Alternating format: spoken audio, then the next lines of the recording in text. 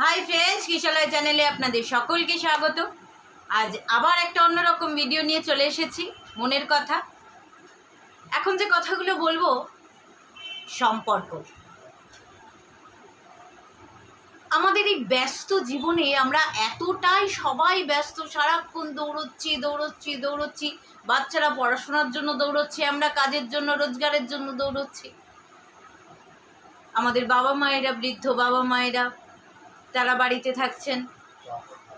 সম্পর্কের মধ্যে একটা দূরত্ব তৈরি হয়ে যায়, কেউ কাউকে সময় দিয়ে উঠতে পারি না।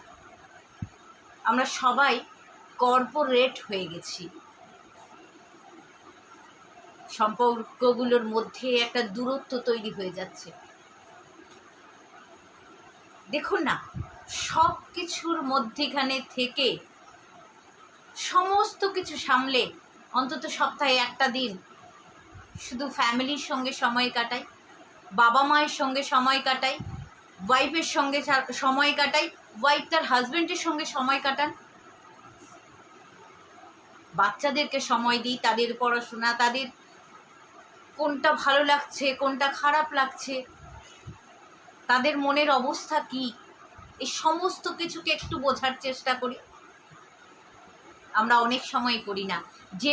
যে দিনগুলোতে বাড়িতে থাকি, ছুটির দিনগুলোতে মোবাইলের হয়তো ইউটিউব দেখছি, কি অনেক কিছু করছি আমরা, সেদিনও আমরা নিজেদেরকে ব্যস্ত রাখি।